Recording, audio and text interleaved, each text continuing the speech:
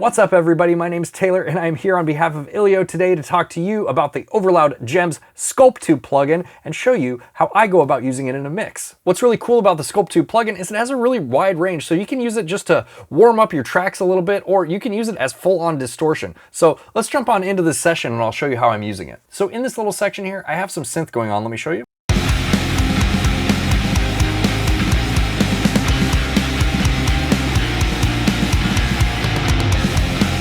And you can see, even though the synth is quite loud, it's a little bit buried underneath everything else and it's having a hard time sticking out. So one thing we can do here is bring up an instance of Sculptube, and without touching it, let's see what that does to it.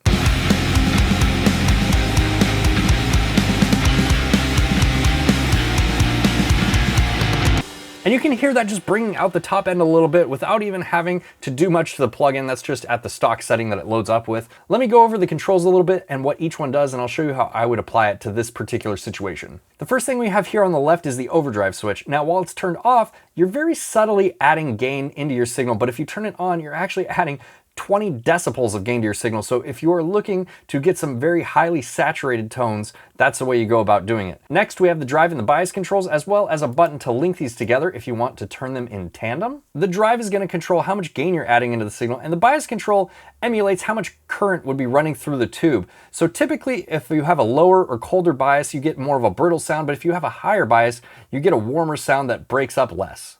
We have a nice big meter here. We have high and low pass switches if we want to cut out the high or the low end. We have a parallel knob, so if we wanted to blend this into the original signal, we can blend this into taste. And then lastly, we have the volume knob. So typically, if I have a mix with a synth in it, I like adding saturation because I think it really helps it cut through the mix. I'll show you. Let's just play it back and dial it in.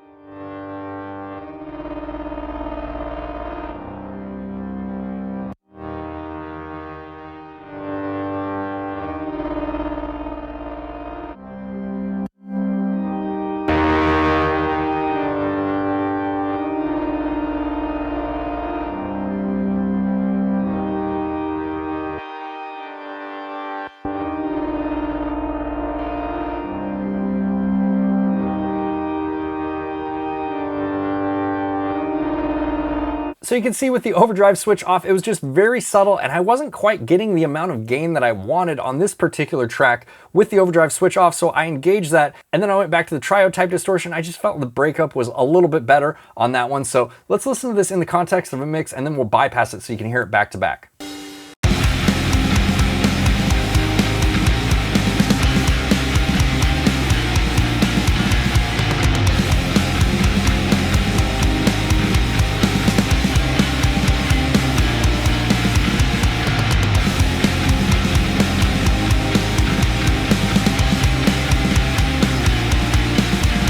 So if you were watching the meters while I was bypassing this track, we're not really adding much volume at all, but it really is helping to bring the synths out and just make them a little bit more present in the mix. Let's try using the Sculptube on the guitars and see what sort of results we can get there. This is the guitars from that section soloed.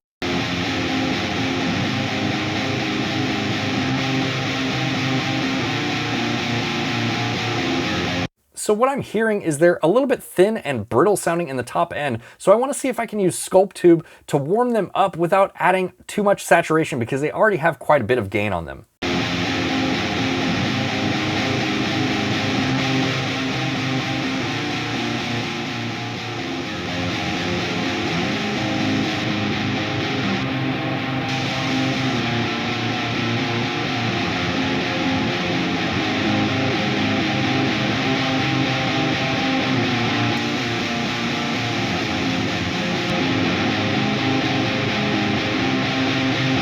Let's listen to it in the mix and I'll bypass it so you can hear it back to back.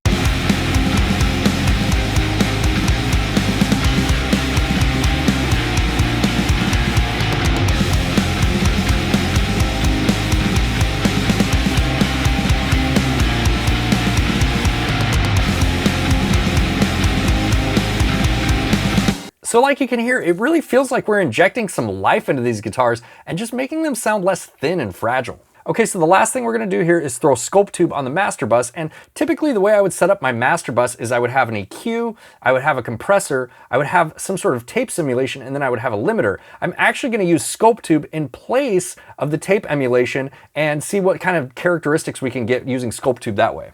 Okay, so now we have Sculptube loaded up on the master bus track, and let's listen to it.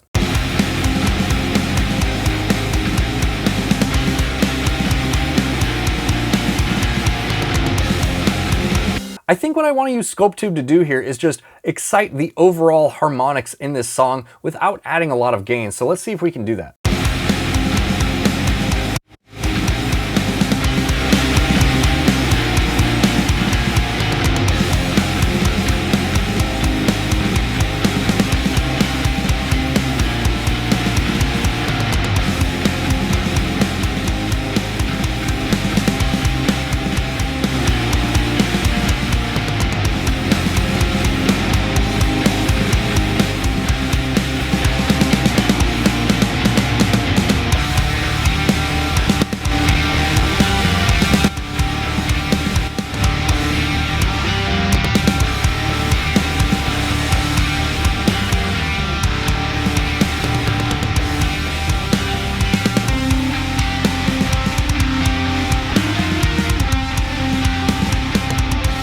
Okay, so I ended up going with that special distortion type, and the reason is I feel like the triode has more of like the typical sort of distortion sound, whereas like the pentode has more of like a broken up, aggressive sort of distortion sound. But the special type has something a little bit cool going on in the top end, and that's why I wanted to use it, is because I wanted to make this like sparkle a little bit and just sound a little bit more alive and less dull. And not only did I use the special type, but I used the parallel processing, so I wasn't taking too much away from my dynamics. And I think the end result is it just sounds a little bit more alive. Let's listen to it, and I'll bypass it so you can hear it back to back.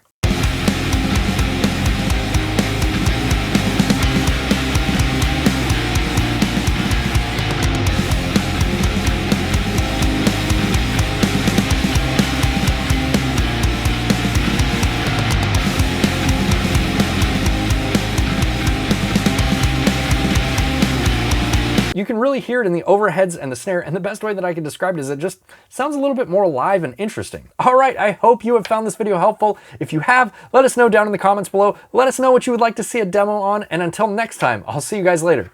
Bye, guys.